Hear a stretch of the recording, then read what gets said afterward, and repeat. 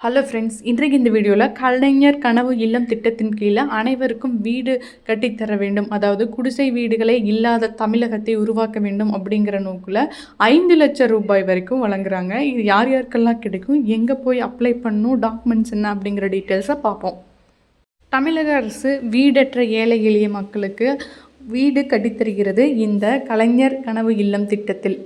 இதில் பார்த்திங்கன்னா 360 ஸ்கொயர் ஃபீட்டில் வீடு கட்டித்தராங்க. 300 ஸ்கொயர் ஃபீட் வந்து கான்கிரீட் வீடாகவும், மீதி இருக்கிற 60 ஸ்கொயர் ஃபீட் வந்து தீப்பற்றாத பொருட்களை கொண்டு நம்மளே கூரை அமைச்சு கொள்ளலாம். இந்த பேமெண்ட் பார்த்திங்கன்னா கட்டடம் கட்டுவதற்கேற்ப 4 தவணைகளில் வழங்கப்படுகிறது. இதில் வழங்கப்படும் வீடானது பட்டா வந்து ஆண்கள் பெயரில் இருந்தால் ஆண் மற்றும் பெண் பெயரில் கூட்டாக வழங்கப்படும். சப்போஸ் பெண் பெயரில் இருந்ததுன்னா பெண்களோட பேரில் தான் இந்த வீடு ஒதுக்கப்படும். இதுக்கு எப்படி அப்ளை பண்ணுறது அப்படின்னா, அனைவருக்கு வீடு திட்டம் மற்றும் குடிசை மாற்று வாரியம் கீழே நடக்கிற கணக்கெடுப்பின் மூலமாகவே இந்த வீடுகளானது கட்டித்தரப்படும். சப்போஸ் இதில் உங்கள் நேம் வரல அப்படின்னா பஞ்சாயத்தில் போய் கூட அப்ளை பண்ணி வாங்கிக்க முடியும். சப்போஸ் உங்ககிட்ட இடமே இல்லை அப்படின்னா நீங்கள் அதுக்கு அப்ளை பண்ணினீங்க அல்லது அவங்களே உங்களோட நேமை எடுத்துட்டாங்கன்னா ஆட்சேபனையற்ற புறம்போக்கு நிலங்களில் நிலம் ஒதுக்கி அதிலேயே வீடு கட்டித்தர ஏற்பாடு செய்கிறாங்க.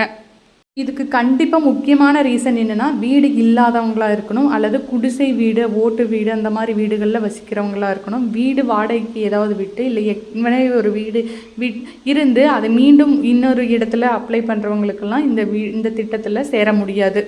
இதுக்கு முக்கியமான டாக்குமெண்ட் என்ன அப்படின்னு பார்த்தீங்கன்னா, உங்களோட பட்டா, சிட்டா, ஆதார் கார்டு, உங்களோட ரேஷன் கார்டு மற்றும் உங்களோட பேங்க் பாஸ்புக் நம்பர் இதெல்லாம் தேவை. உங்களோட டீட்டெயில்ஸ் எல்லாம் வெரிஃபை பண்ணி பார்த்துட்டு எல்லாம் சரியாக இருக்கும் சமயத்தில் உங்களுக்கு இந்த வீடை கட்டித்தருவாங்க.